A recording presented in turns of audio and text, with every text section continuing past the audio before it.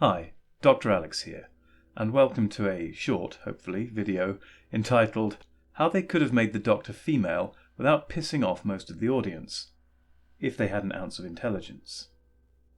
I should start by saying the proviso, if they had an ounce of intelligence, precludes the hiring of Chinball and his assorted clown car of writers. But if we accept that proviso as given, then I can think of at least 3 different ways they could have done it, without wrecking canon, the basics of storytelling, or common sense, and thereby alienating most of their audience. Now, you might think it strange that someone who has spent so long rewriting the catastrophes of seasons 11 and 12 into something competent and good, and with a male Doctor, would even contemplate making the Doctor a woman. And while I might prefer to retain the Doctor in his historic male form, as a matter of personal preference, this does not mean I'd reject a Doctor Who series where the role was fulfilled by a strong female character, if it had been done with good writing in characterization and narrative structure, basic storytelling competence, which is of course where current Doctor Who repeatedly falls short. And so I have devised at least 3 different ways, with many distinct alternatives within each setup. I don't know why, but I'm picturing Chris Chibnall right now as the Scarecrow from The Wizard of Oz. Anyway, here are the logical ways we could have done it, roughly in descending order of narrative sense, even if not necessarily my preference, as you will discover shortly. Option 1. Let the Doctor die. Kill him if you have to. Now this option is the most sensible, narratively speaking, but I would not have liked it, because it would have deprived us of one of the greatest, if not the greatest actors to take on the role of the Doctor in the modern era, i.e. Peter Capaldi. An undeniably great actor, even if somewhat hamstrung by Moffat's flagging writing towards the end of his run.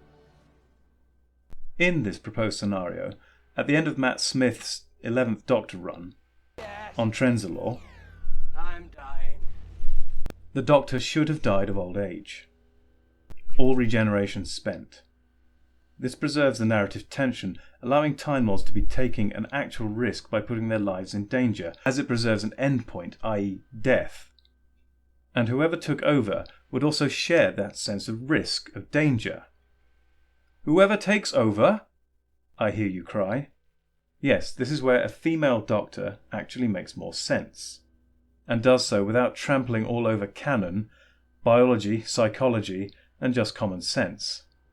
Now, before I launch into describing the sub-scenarios within this first example, I should point out here that I'm only using on-screen canon as canon, so no extended universe stuff, no books, no audio adventures, none of that is being taken into account. I'm only going on what we see in Doctor Who on screen as being canon. Now, I realise some people might object to this, but I'm taking into account that the general audience will have only experienced Doctor Who via the TV show, and not through any of these other sources of information and lore. And my main concern here is to generate scenarios which would be acceptable to the general audience. So option 1A within our first scenario of the dead Doctor is allow the Doctor's daughter to take over. Yes, she's out there somewhere. Now again, if she's been killed off in the extended universe, then I'm not aware of it, and also I don't care for the purposes of this because the general audience doesn't know it either. But you would simply have to insert her somewhere into the 11th Doctor's final story, and some sort of plausible mechanism could be written with a modicum of imagination and intelligence on the part of the writers. Et voila! One brand new female Doctor. She would take over the title of the Doctor, take custody of the TARDIS, and Bob's your uncle, or possibly aunt, new adventures with a new Doctor who happens to be a woman. And nobody's canon was broken. It seems sensible at this point to make an aside into transgender Time Lords.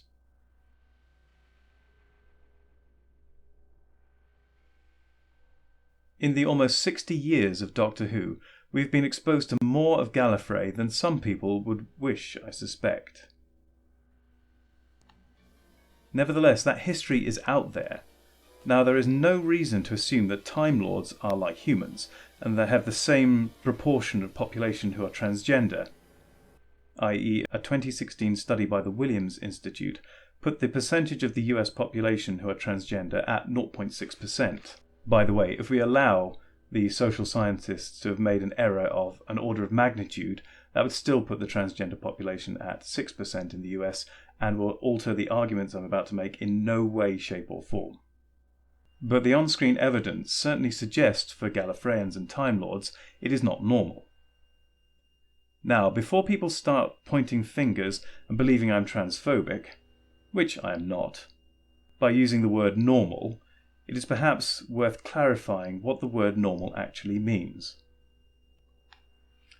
Normal means conforming to a standard, usual, typical or expected.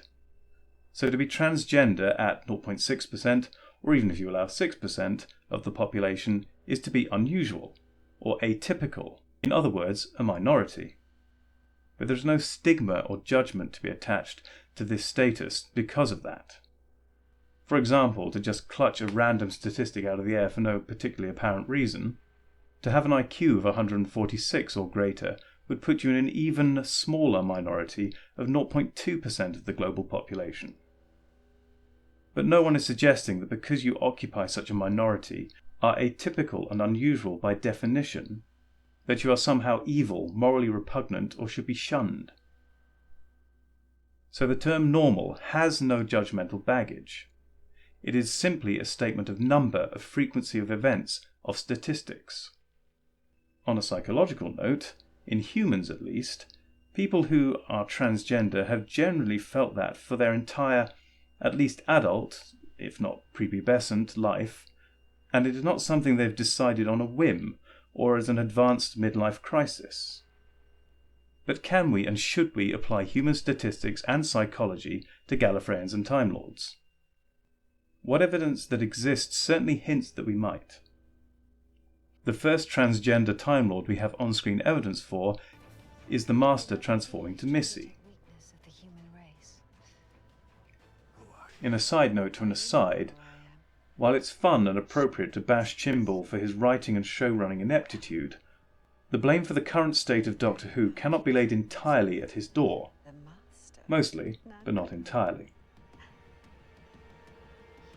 The second Missy was revealed as the Master, I knew that they were going to gender swap the Doctor.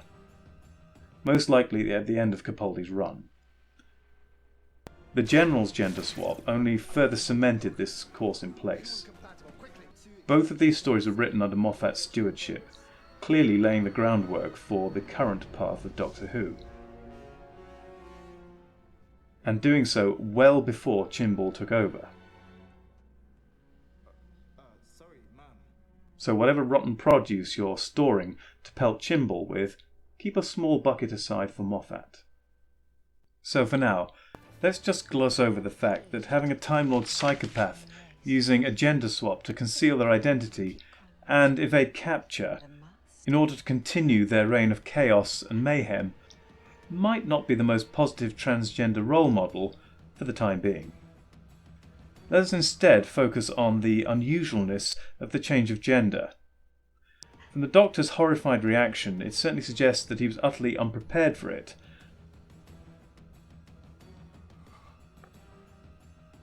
This certainly is highly suggestive that such a change is far from usual, or normal. An unusualness perhaps highlighted still further by the Master's relatively advanced age upon having made this decision. This might further suggest that the Master making this decision as a matter of convenience rather than any true desire to change is even more unexpected and unusual. But the Doctor's reaction does seem to support the impression that to be transgender is as unusual among Time Lords as it is among humans. Our second piece of on-screen evidence for transgender Time Lords is the regeneration of the General on Gallifrey.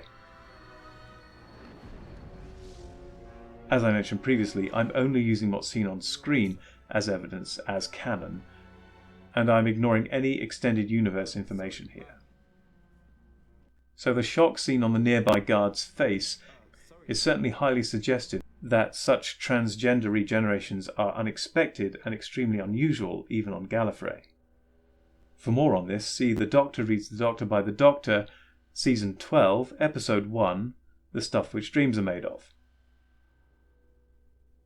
So all on-screen evidence seems to suggest that transgender Time Lords or Gallifreyans are not dissimilar in these regards to humans. So to have the Doctor regenerate into a woman after 12 very extended lifetimes as a man, without any preparation or any expressed desire to effect such a change, quite rightly shatters the audience's suspension of disbelief.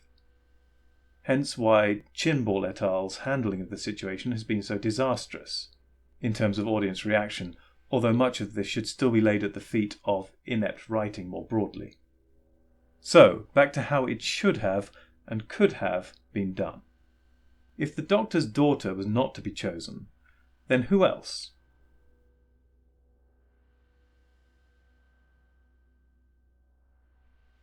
Where could one find an appropriately powerful and dynamic female Time Lord? Romana might be an excellent choice.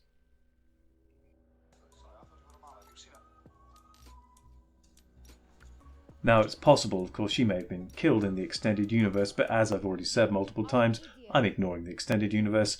I'm not actually aware of if she's been killed or not in the extended universe, and as far as the general audience is concerned, she's still alive and exists, so we can use her. Again, she would have to be written into the final Doctor story, but again, a simple enough task for a competent writer.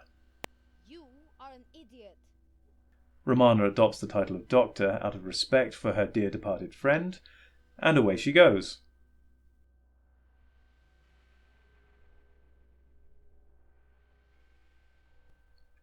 River Song. Although we have a known endpoint for Alex Kingston's River Song, there is ample room in her timeline for her to step in at the death of the 11th Doctor and take over the title and the TARDIS's reins. This one is more problematic, as she would only have one regeneration, and as such would perhaps be my least favourite of the possible sub-solutions, but still vastly superior to what was actually delivered on screen in Season 11 onwards. Option 2. Have the 12th Doctor regenerate into the Curator and retire. This would have been preferable to me, as we would still have had the excellent Peter Capaldi 12th Doctor. Indeed, I would have preferred it if he could have continued for several more seasons, with better writing, but it was not to be. I guess that task is up to me. No, no, no, no, no! Doctor, what is it? It's a trap! Full astern! Emergency time warp! Anyway, there was a limited window of opportunity for this option, as Tom Baker is no spring chicken. But it would have been a beautiful way to round off the 12th Doctor's run. Then, as before, he could hand off to either the Doctor's daughter, Romana, or River Song. Option 3. The 12th Doctor concludes his run by being trapped or waylaid indefinitely, perhaps like the human 10th Doctor stuck in a parallel universe, or via some other mishap trapped in some Then other she won. isolated region. She got what she wanted. She joined the ranks of the bulk entities, gained the powers, knowledge and understanding of 11-dimensional existence. The Rani won. Once again, the Doctor's daughter, Romana, or River Song have to step in to take up the slack. So there you go. 3 alternative scenarios whereby the Doctor could have become female without shattering the audience's suspension of disbelief and without removing all dramatic tension by having the Doctor topped up with infinite regenerations. But then, that would have required at least one competent writer. It's worth mentioning that it would also have required casting an actress with plenty of clout, but we have seen many in the past